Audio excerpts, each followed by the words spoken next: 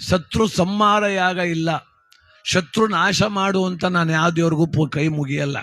ನಮ್ಮ ಶತ್ರುಗಳಿಗೆ ಒಳ್ಳೆ ಬುದ್ಧಿ ಕೊಡುವಂತ ಕೈ ಮುಗಿಯುವ. ಯಾಕೆ? ಯಾರೋ ಒಬ್ಬ ವ್ಯಕ್ತಿನ ಸತ್ತೋಗ್ಲಿ ಅಂತ ಆಸೆ ಪಟ್ರೆ ಅವನ ಹೆಂಡತಿ ಮಕ್ಳ ಗತಿ ಏನು? ಪುಟ್ಟ ಮಕ್ಳು ಇರ್ತಾವ ಮನೇಲಿ, ನನಗೇನೋ ಬೈದ ಅಂತಲೋ ನಮಗೇನೋ ಹೊಡೆದ ಅಂತಲೋ ನಮ್ಮೊಂದಕ್ಕೆ ಶತ್ರುತ್ವ ಅದೇ ಅಂತ ಅವ್ನು ಸತ್ತೋಲಿಕನವ ಕಬಾಳಮ್ಮ ಅಂತ ಕೈ ಮುಗಿದ್ಬಿಟ್ರೆ ಅವನು ಸತ್ತೋದ್ರೆ ಆ ಪುಟ್ಟ ಮಕ್ಳ ಗತಿ ಏನು? ಅದಕ್ಕೆ ಯಾವತ್ತೂ ಕೂಡ ಶತ್ರು ನಾಶ ಅಂತ ಬೇಡಬಾರ್ದಂತೆ, ಶತ್ರುಗೆ ಒಳ್ಳೆ ಬುದ್ಧಿ ಕೊಡು ತಾಯಿ ಅಂತ ಕೈ ಮುಗಿಬೇಕಂತೆ. ನಂಗೆ ಕಂಡ್ರೆ ನಮ್ಮ ದೊಡ್ಡಪ್ಪನ ಮಗ ಯಾಕೋ ಗುರಾಯಿಸ್ತಾನೆ, ಒಂಚೂರು ನೋಡ್ಕವ ಒಂಚೂರು ಅವನ, ಏನು ಟಿವಿ ದನ ನೋಡ್ದಂಗೆ ನೋಡ್ತಾನೆ. ನಮ್ಮ ಹೊತ್ತಿಗೆ ಬಾಯಿ ತೆಗೆದ್ರು ಬೊಂಬಾಯಿ ಕಣವ, ಕಣ್ಣು ಬಿಡೋತ್ತಿಗೆ ಬೈಕ್ ಶುರು ಆಯ್ತಾಳೆ.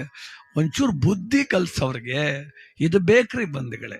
ಹಿಂಗಿರುವ ನಾವೆಲ್ಲ ಯಾರೇನು ಇರ್ತೇವ್ರಿ? ಇವತ್ತು ಹೊಟ್ಟೆಲಿ ಮಕ್ಕಳು ಸಾಯ್ತವ್ರಿ. 20 ವರ್ಷ ಹುಡುಗರು KM ದೊಡ್ಡಿ ಸರ್ಕಲಲ್ಲಿ ಆ ಮಳವಳ್ಳಿಗೆ ಹೋಗಿ